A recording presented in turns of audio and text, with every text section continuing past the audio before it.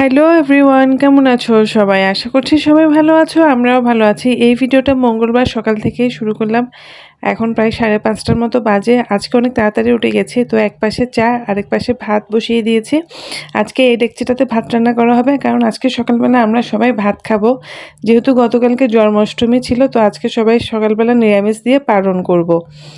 তো দেখো, এখানে আমি 3 কাপের মতো ময়দা নিয়ে নিলাম। এখন তোমরা হয়তো চিন্তা করছো ময়দা দিয়ে হয়তো রুটি, লুচি বা পরোটা কিছু একটা বানাবো। না, আজকে এগুলো কিছুই বানাবো না। আজকে ময়দা দিয়ে একটা নতুন রেসিপি রান্না করব। তো ময়দাটার মধ্যে তেল আর পানি দিয়ে ময়দাটা ভালো করে আমি মেখে নিচ্ছি। মানে রুটি বানানোর সময় বা লুচি বানানোর সময় যে ডোটা রেডি করা হয়, এই যে তেল আর ঠান্ডা জল দিয়ে, মানে নর্মাল পানি দিয়ে ময়দাটা মাখিয়ে নিব। তারপর মাখিয়ে কিছুক্ষণ রেখে দিব।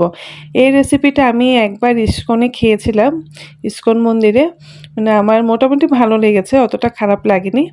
তো বেশ কয়েকবার দেখলাম যে আমি ভিডিওতেও এটার রেসিপি আমার চোখে পড়েছে, তো আজকে চিন্তা করলাম যে ওটাই রান্না করি। যেহেতু আজকে ঘরে তেমন কোনো কাঁচা বাজার নেই, তো যার কারণে চিন্তা করলাম যে এটাই রান্না করি, দেখি কেমন হয় খেতে। আজকে প্রথমবার একটু ট্রাই করে দেখি।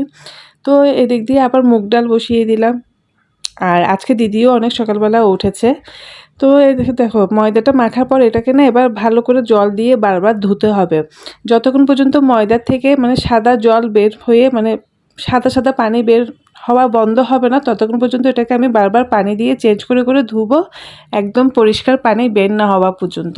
তো এটা করতেও না অনেকটা কষ্ট আছে। তো আমি আমার প্রায় 12 থেকে 15 বার পানি চেঞ্জ করে করে ধুতে হয়েছে। আর এখানে ডালের মধ্যে আমি লবণ হলুদও দিয়ে দিলাম। এই ধোবার পর দেখো জাস্ট একটুখানি ময়দা পেয়েছি, এবং এটা না অনেকটা ইলাস্টিকের মতো হয়ে গেছে। মানে একদম রাবারি একটা ভাব চলে আসছে। তারপরে এগুলোকে ছোট ছোট করে কেটে এই তেলের মধ্যে একটু ভেজে নিব। তারপর ভাজার পরে এটা রান্না করব। জানি না খেতে কেমন হবে, আজকে প্রথমবার ট্রাই করছি। আদৌ গতকালকে তো সবাই উপোস ছিল, আদৌ আমি যেটা রান্না করছি এটা দিয়ে কি সবাই একটু ভাত খেতে পারবে কিনা ওটাও সন্দেহ। তো আসলে আমি না বুঝতে পারিনি যে ময়দা ধোয়ার পর এত কমে যাবে। মানে জাস্ট এই কয়েকটাই হলো, তো প্রথমবার রান্না করছি ওই কারণে বুঝতে পারিনি। আর প্রচুর ময়দা নষ্ট হয়েছে, যেটা সত্যি কথা, কারণ ধুতে ধুতে না এখানে আর কিছুই ছিল না। আর এদিকে দেখো ভাজার পর এখনও মানে একটু শক্ত শক্ত রাবারি, ওই যে মাংসের চর্বি যেরকম থাকে অনেকটা ওই ধরনের হয়ে গেছে। তারপরে এগুলো ভাজার পর জিরা ফোড়ন দিয়ে আলু কেটে রেখেছিলাম, আলুগুলো দিয়ে মানে ভাজি করে নিব। আজ এই তরকারিটা আলু দিয়ে রান্না করব। ইস্কন মন্দিরেও মনে হয় ঠিক আলু দিয়ে রান্না করেছিল, নাকি কী দিয়ে রান্না করেছিল আমার ঠিক মনে পড়ছে না। তো আমি আলু দিয়ে রান্না করছি। তো আলুর সাথে এখানে আমি তেজপাতা, দারচিনি, এলাচও দিয়ে দিলাম। দিয়ে কিছুক্ষণ ভাজা করে নিব, মানে আলুটা একটু লাল লাল করে ভাজবো। আর এখানে অল্প আদা কুচিও দিয়ে দিলাম, কারণ নিরামিষ তরকারির মধ্যে আদাটা তো মাস্ট লাগবে। তো আদাটাও এরপর ভাজি করে নিব, মানে আদা সহ আলুটা আরও কিছুক্ষণ ভাজি করে নিব। আলুটা একদম লাল লাল হওয়া পর্যন্ত ভাজতে থাকবো। এরপর এখানে দেখো লবণ, হলুদ, জিরা আর মরিচের গুঁড়ো একসাথে জল দিয়ে মিশিয়ে দিয়ে দিলাম। তো মশলাটা কষানো পর্যন্ত এটাকে নাড়তে থাকবো আর মশলা কষিয়ে নেব। ওইদিকে আমার ডাল সিদ্ধটাও হয়ে গেছে। তো এখানে মরিচ আর পাঁচফোড়ন দিয়ে দিলাম তেলের মধ্যে, আর অল্প আদা কুচি দিব। আর আদা কুচি দেওয়ার পর ডালটা দিয়ে দিব। ডালে আমি কোনো জিরার গুঁড়ি বা কোনো মশলা দিইনি, শুধু লবণ আর হলুদ দিয়ে সিদ্ধ করেছি ডালটা। তো এদিকে আমার এগুলো ভাজাও হয়ে গেছে, আর এখন ডালটা দিয়ে দিব আর কি তেলে। তো দেখো ডালের কালারটাও অনেকটা সুন্দর এসছে, আর ওদিকে ওই মশলাটাও কষানো হয়ে গেছে। তো এখানে আমি আরেকটু জল দিয়েছিলাম, যেহেতু মশলাটা নিচে লেগে যাচ্ছিল। তো জল দেওয়ার পর এবার ওই যে ভেজে রাখা ময়দার, কি বলবো এটাকে, এটার তো কোনো নাম, কি নাম আছে আমি আসলে নিজেও জানি না। তো ওগুলো দিয়ে দিলাম, ময়দা দিয়ে যে রাবারি টাইপের রান্না মানে তৈরি করেছি ওগুলো সব দিয়ে দিলাম। আর এখানে পটল আর কাঁকরোল ছিল ফ্রিজে শুধু সবজির মধ্যে। তো এগুলোই এখন ভাজি করে নিব ডালের সাথে, পটল ভাজি, কাঁকরোল ভাজি আর ওই যে নতুন রেসিপিটা। এই হচ্ছে রান্না বান্না। তো এখানে তারপর তরকারিটা হয়ে আসার পর এখানে আমি ঘি দিয়ে দিলাম।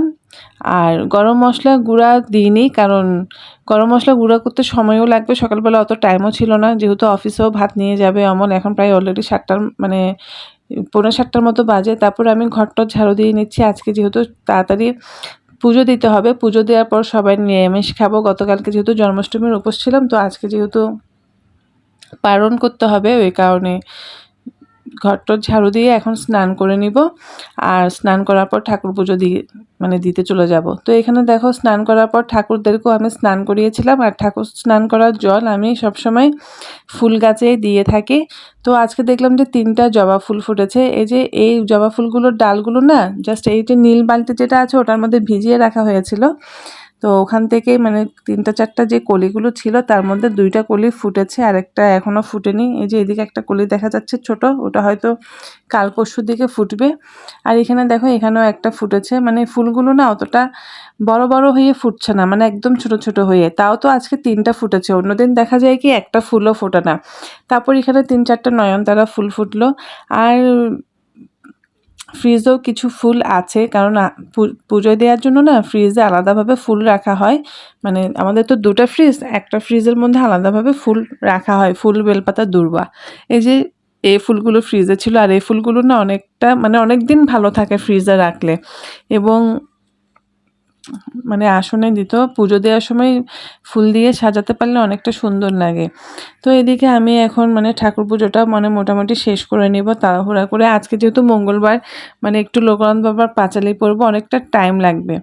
তারপর ঠাকুর পুজো দেওয়ার পর এই যে আমি এখন খেতে বসে গেলাম বাসায়। তারপর দেখলাম যে অন্যরা না সকালবেলা উঠেছিল, ওটার পর একটু শুয়েছে, আবার ঘুম ধরে গেছে। তো আমি আবার সবাইকে ডেকে দিলাম যে খেতে হবে, উঠো। তো ওরাও উঠেছে, আর এদিকে আমিও খেতে বসছি। যে তরকারিটা রান্না করেছি ওটা এখনও নিইনি, ওটা পরে নিব।